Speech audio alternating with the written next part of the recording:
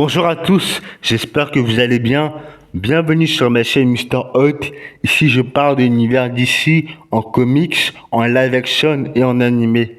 Cette vidéo est consacrée au 4e chapitre sur l'historique des films DC au cinéma. Si vous n'avez toujours pas vu les 3 premiers chapitres et les 3 premières vidéos, je vous invite à les regarder avant et à vous abonner. C'est juste un clic. Vous qui me suivez depuis le début, merci encore à vous. Et continuez à partager, à liker et à commenter. C'est parti pour ce 4e chapitre sur l'historique des films DC au cinéma, rentrant dans l'univers cinématographique de DC.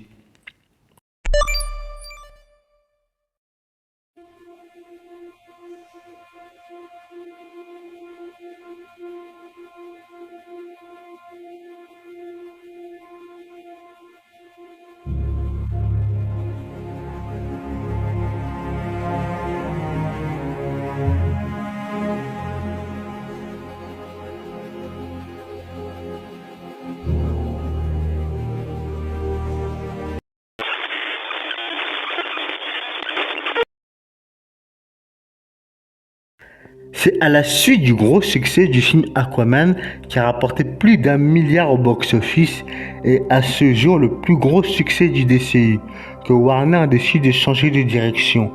En 2018, il nomme Walter Hamada comme patron de DC Films. Après l'échec du film Justice League et le succès inattendu du film Aquaman, DC Films et Warner décident alors de faire plus de films solo et moins de films interconnectés en faisant un reboot de l'univers du DCU entre guillemets avec comme nouvelle trinité entre guillemets encore une fois envisagée à ce moment-là Batgirl, Pat Keaton le Batman de 89 et Supergirl. À ce moment-là, en attendant, plusieurs films post-Snyder sortiront.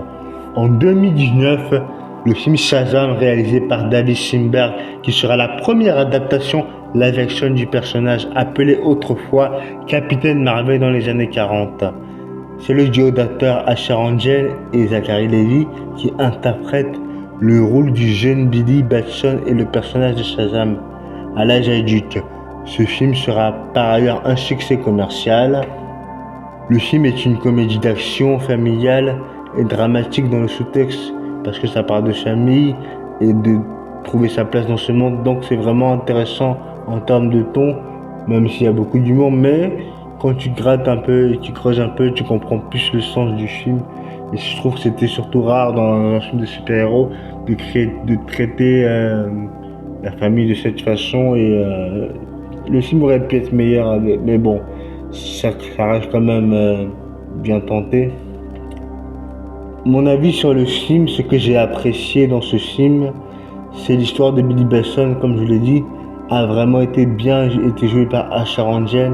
Concernant Zachary Levi, en Shazam, c'est vraiment un peu plus compliqué. Je n'y crois même pas une seule seconde. J'avais juste l'impression de voir un Shazam immature, enfantin et stupide. C'est vraiment dommage parce que c'est l'un des personnages les plus puissants de l'univers d'ici, étant quasiment l'égal de Superman. Bon, si un jour vous voulez perdre du temps, regardez Shazam, ça reste quand même un film sapin. C'est au tour d'Harley Quinn de faire son grand retour. Après son introduction dans le film Suicide Squad, initialement il était prévu un spin-off adapté du comics Gotham City Sirens. Une histoire qui aurait dû être centrée sur les trios d'Harley, Catwoman et Poison Ivy. Cependant, le projet est annulé et remplacé par le film Birds of Prey. À la place de ce trio, un film dédié à Harley Quinn réalisé par Cathy Yan sort en 2020. Du fait de la pandémie, ce film sera un échec commercial en partie à cause de la fermeture des salles de cinéma qui ne l'ont pas aidé. C'est une comédie d'action et d'aventure vraiment osef. Je pense que c'est un projet de commande de la Warner qui surfe à ce moment-là sur la popularité de Margot Robbie pour incarner Harley Quinn. C'est aussi d'une certaine façon un film féministe qui est une bonne chose, dont j'ai trouvé le scénario creux et mal raconté. Les dialogues n'ont pas été assez travaillés malgré l'effort des acteurs. La direction artistique est cependant très dynamique et sympa. Ce film est vraiment pas mémorable. Dans cette même période de pandémie, réapparaît sur nos écrans La guerrière des Amazones, qui aura droit à un deuxième film, qui fait suite au succès du premier film Wonder Woman. Le film Wonder Woman 84 a également été réalisé par Patty Jenkins toujours. C'est un film autant léger et riche en couleurs dont je n'ai pas apprécié le scénario. Rien ne va dans ce film, dans la mise en scène, les acteurs sont mal dirigés, surtout Gal Gadot qui ridiculise le personnage Wonder Woman et surtout il n'y a vraiment pas la patte Zack Snyder dans ce deuxième volet. Et Patty Jenkins a voulu faire les choses à sa façon, on a vu le résultat. Mais en revanche, il y a bien une scène que je retiens dans ce film, c'est celle du flashback sur l'enfance de Diana pendant les jets de Themyscira, qui reste correct.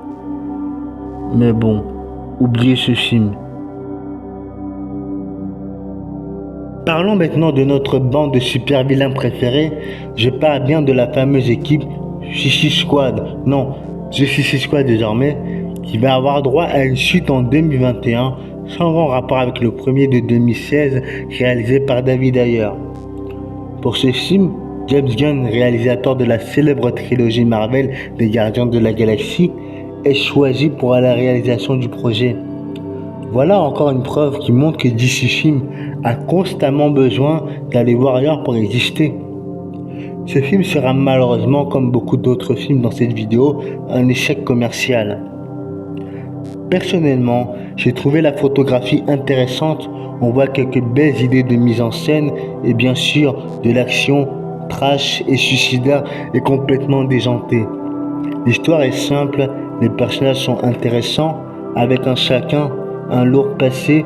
Harley Quinn m'a un peu gonflé à un certain moment, mais ce n'était rien comparé au plaisir de voir enfin John Cena, catcheur et acteur désormais, avoir son premier grand rôle dans un blockbuster.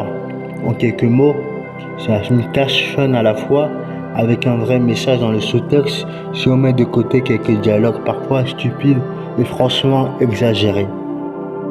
On peut dire que le film The Suicide Squad est complètement différent de Suicide Squad, de par le ton et l'ambiance, et aussi j'aurais du mal à les comparer, parce que ça n'a pas été le même contexte de production, puisque David Ayer n'a pas pu sortir sa vraie version du film.